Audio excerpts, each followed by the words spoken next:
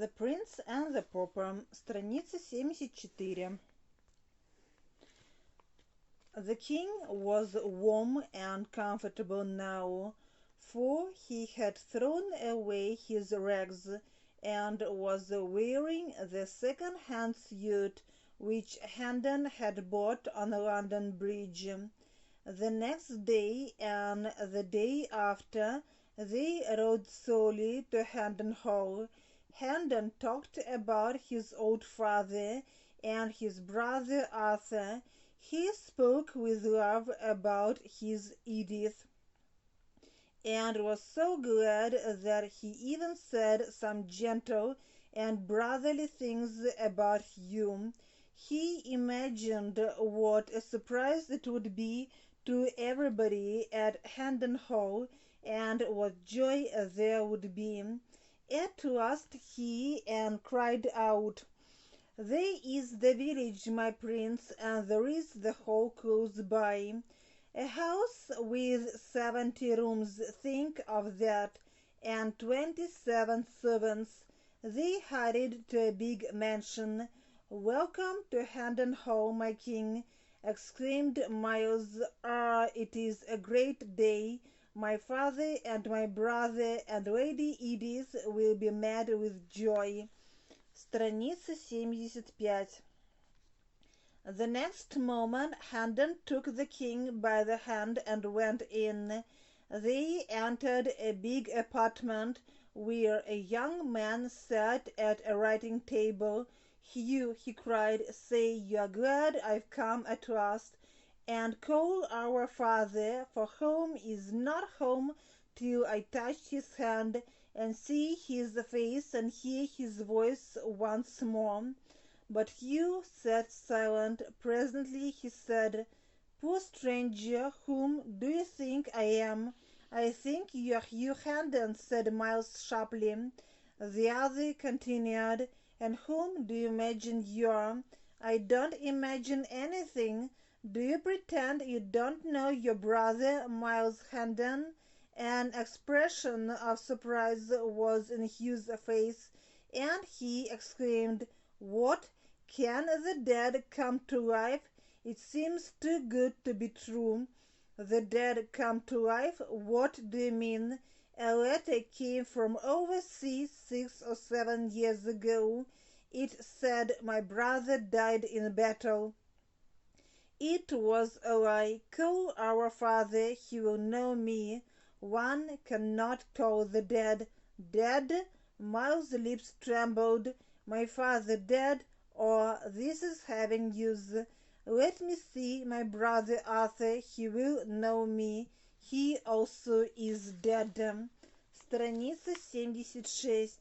"Ah, do not say Lady Edith is dead. No, she is alive." "Then, brother, bring her, bring the old servants, they too will know me." "All are gone, only 5. Peter, Hussey, David, Bernard, and Margaret are left." So saying, Hugh left the room. Miles stood muttering, "How odd! The 5 villains have survived, the 22 honest men." The king said seriously, though the words sounded ironically, "Cheer up, good man. There are others whom the world calls an impostor or a madman. You have company." At that moment the door opened and Hugh entered. A beautiful lady followed Hugh, and after her came several servants. The lady walked slowly, with her head bowed. The face was very sad. Miles Hendon ran forward crying, "Oh, my Edith, my darling!" But Hugh said to the lady, "Look at him. Do you know him?" The woman was trembling now. She stood still, then slowly lifted up her head and looked into Hendon's eyes with a frightened expression. Then she said, "I do not know him," turned and left the room. After a moment Hugh said to the servants, "You have seen him. Do you know him?" They shook their heads. Then Hugh said, The servants do not know you, sir. I fear there is some mistake. You have seen that my wife does not know you. Your wife? Miles seized Hugh by the throat. Ah, I see it all. You wrote the lying letter yourself, and you stole my bride and my house. Hugh, red-faced, commanded the servants to seize the stranger. They hesitated, and one of them said, "He is armed, Sir Hugh, and we are not." Hugh said, turning to Miles, "You must be mad, sir. I have pity for your illness. I don't want to have anything to do with a man whose mind is diseased. I am leaving, and hope to find you gone when I return. If you are still here, you'll be very sorry about it." At that he was gone.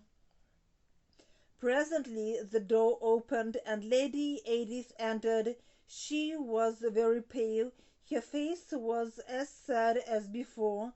Miles sprang forward to meet her, but she stopped him. Lady Edith said, "Sir, I have come to warn you. Do not stay here, for it is dangerous." She looked into Miles's face a moment, then added, "I just warn you, that is all. My husband is master in this region. His power has hardly any limit. The people depend on him for a living. I know him well. I know what he will do. He will say to all that you are a mad impostor, and all will say the same. If you were Miles Hendon, and he knew it, he would deny you and denounce you, and nobody could help you here." "I believe it," said Miles bitterly. She went on, "I have warned you. He is a tyrant who knows no pity. Go." Miles hurried to the door and rode off, followed by the king. Hendon was soon absorbed in thought. What should he do? Where should he go? Powerful help must be found somewhere. Where could he hope to find this powerful help? A thought occurred to him. He remembered he had heard about the young king's kindness.